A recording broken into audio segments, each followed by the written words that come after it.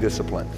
Well, I mean, every day. I mean, since for 20 years. I mean, it was an everyday process, and trying to figure out strengths and weaknesses. For example, jumping ability. Now, my vertical was a 40, it wasn't a 46 or a 45. My hands are big, but they're not massive. Right? So you got to figure out ways to strengthen them so your hands are strong enough to be able to palm a ball and do the things that you need to do. Quickness, I was quick, but not insanely quick. I was fast, but not ridiculously fast.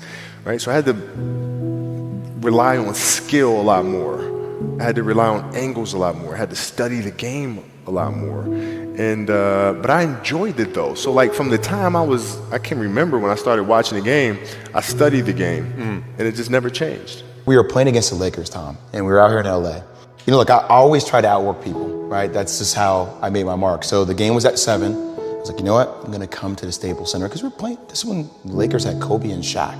Right. Okay, this is like the championship Lakers. I was like, I'm gonna get there at 3 o'clock, and I want to make sure I make 400 made shots before I go back into the room, and then I sit in the sauna and I get ready for the game. So, get in the car, get to the gym, get there, and as I'm walking onto the court, who do I see? I see Kobe Bryant, already working out. So once I set my foot across that line, I started working out. And so I worked out for a good hour and a half. And when I came off, after I was done, I sat down, and of course I still heard the ball bouncing. I looked down, I'm like, this guy's still working out. He was working out for it looks like he was in a dead sweat when I got here. Right. And he's still going. And it's not like his moves are nonchalant or lazy. He's doing like game moves, I sit there and I unlace my shoes. I'm like, I want to see how long this goes. So I sit out there and watch 25 minutes. And he got done. I said, okay, I think I've seen enough. Go play, come back, get in the sauna, get ready for the game. That game, he drops 40 on us, okay? And after the game is over, I'm like, I have to ask this guy. I have to understand, why he works like that. Right. So after the game, I'm like, hey, Kobe, why were you in the gym for so long? He's like, because I saw you come in. And I wanted you to know that it doesn't matter how hard you work, that I'm willing to work harder than you. Basketball for me was the most important thing.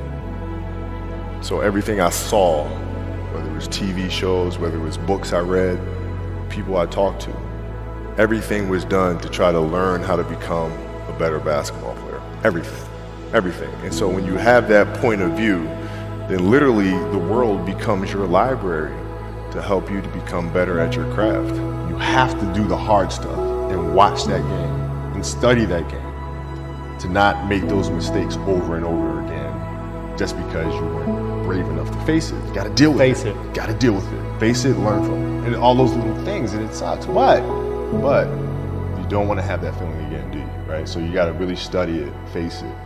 And not to say you'll win the next time you face it, but at least you'll give yourself a better chance. Yeah. So when you think about the greatest players of all time, 90-80% of them have God gift of natural talent, ability, body, right? So Jordan, 48-inch vertical, right? You got the big hands, right?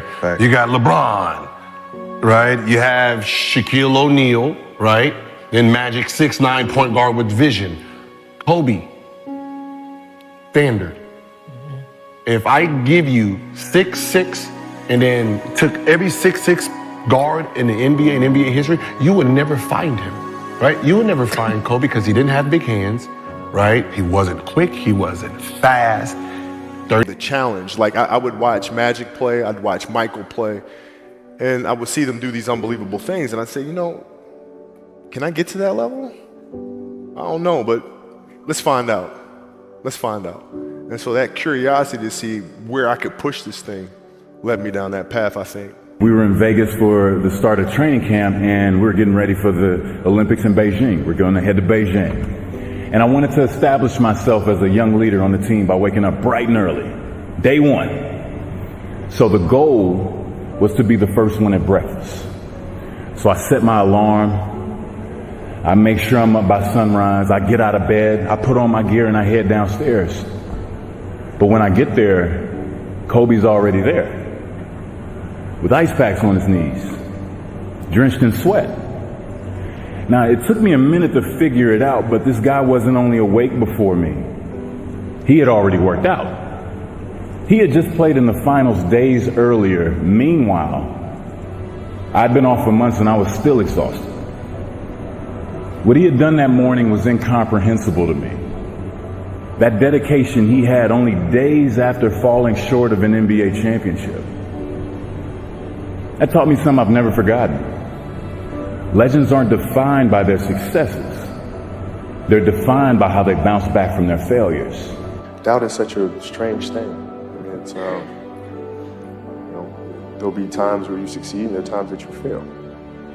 So wasting your time doubting whether you're going to be successful or not is pointless. It is. I mean, you just put one foot in front of the other, you control what you can't control, and then you see what the outcome is. Right? If you win, great, you're going to have to wake up the next day and do the journey over again. If you lose, it sucks, but you're going to have to wake up the next day and do the journey all over again anyway. Those times when you get up early and you work hard, those times when you stay up late and you work hard, those times when you don't feel like working, you're too tired, you don't want to push yourself, but you do it anyway. That is actually the dream. That's the dream. It's not the destination, it's the journey. If you guys can understand that, then what you'll see happen is that you won't accomplish your dreams. Your dreams won't come true. Something greater will. I think the greatest fear that we face is ourselves, actually.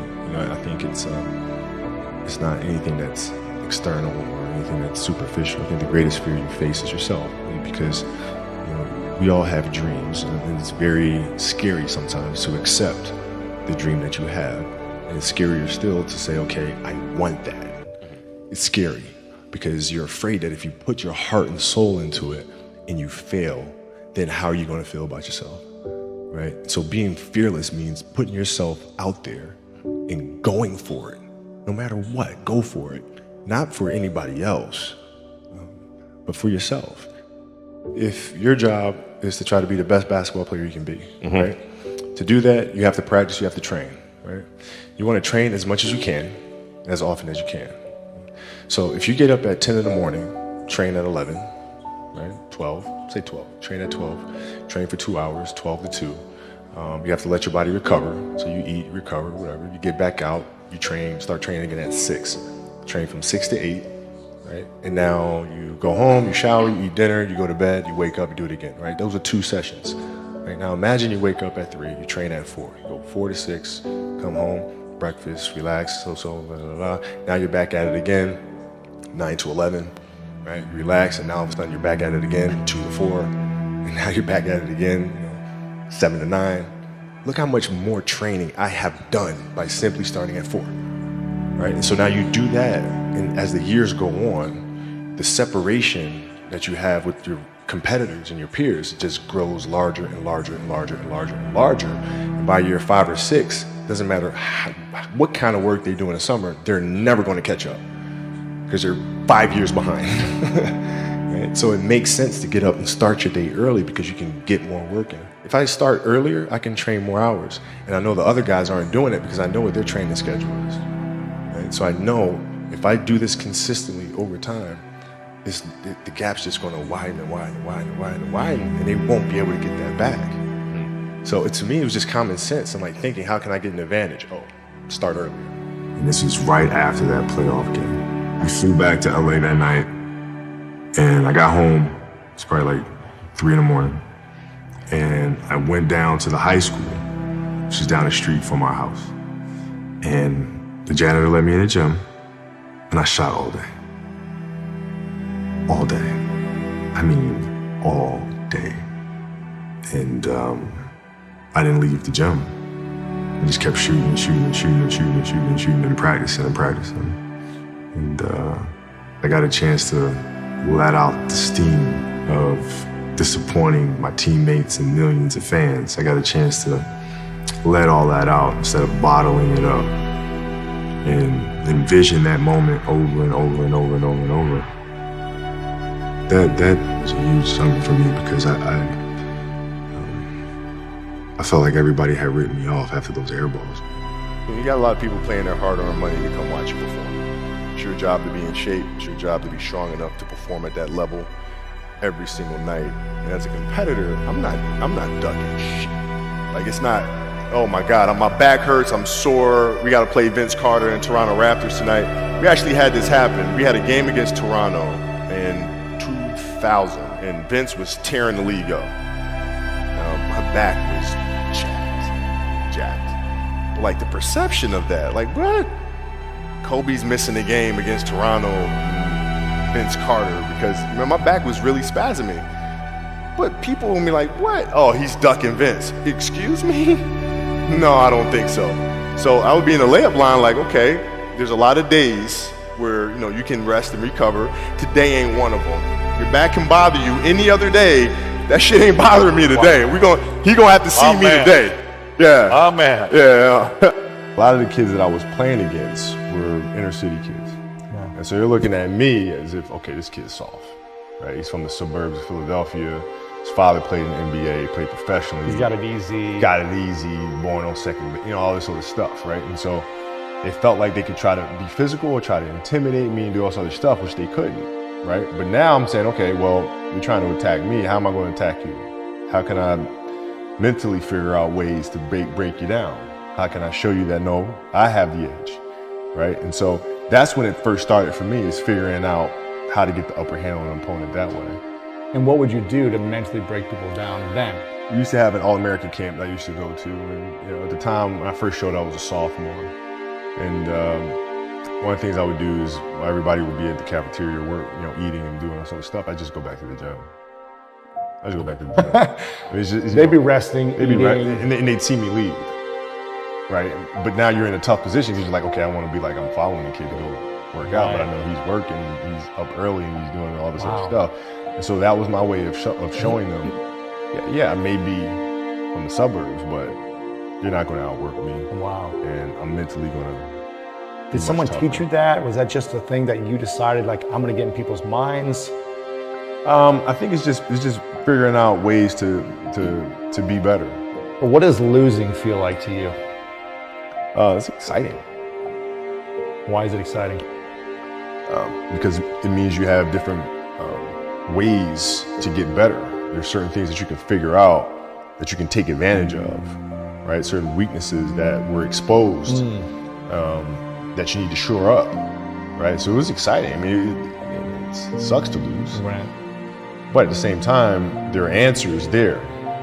You just look at them. Because you get the information from losing more than from winning, probably. Yeah. I mean, the answers are there when you win too. You just have to look at them. Yeah. Right. So it's a constant process. It's exciting when you win. It's exciting when you lose, because the process should be exactly the same, whether you win or you lose. As you go back and you look and you find things that you could have done better, you find things that you've done well that worked. Figure out how did they work, why did they work, and how can you make them work again. Yeah. And but the hardest thing is to face that stuff. I think the best way to prove your value is to work, is to learn, is to absorb, to be a sponge. But you always want to outwork your potential. As hard as you believe you can work harder than that. And that's what I tried to do when I first came in the league. But basketball is such a direct competition sport. And me coming in at 17, I hated when my teammates would say, I get hit with an elbow, right? Shaq would hit me with an elbow in practice, and Nick Van Exel would come up and say, "Are you okay?" I'm like, what? Wow, are you okay? What the hell's wrong with you? So I always had that extra chip on my shoulder. So every day in practice for me was really trying to annihilate everybody that I was playing against. Because I wanted to prove you don't need to babysit me. I'm fine, Mamba mentality simply means trying to be the best version of yourself. That's what the mentality means. It means every day you're trying to become better. And it's a constant quest. It's an infinite quest. So starting at the age of 2, when I first started playing the game, and on and on and on, I always ask questions. I always try to get better every single day. The lesson I cherish the most is how important it is to love what you do. If you love what you do and it's making you happy, all the hard work and perseverance will pay off. When you know you're truly giving it your all, there is no greater feeling in the world. I once had a guidance counselor tell me that I shouldn't play basketball, that it would never amount to anything for me. You know what? Much to your surprise, I took that counselor's advice. I took it and I used it to be the best basketball player I could be. His negativity towards me made me stronger. You can't stop people from trying to limit your dreams, but you can stop it from becoming a reality. Your dreams are up to you. I encourage you to always be curious, always seek out things you love, and always work hard once you find it. So with that, I'll let you carry on with your evening. Please know I'm thinking of you, supporting you, and encouraging you always.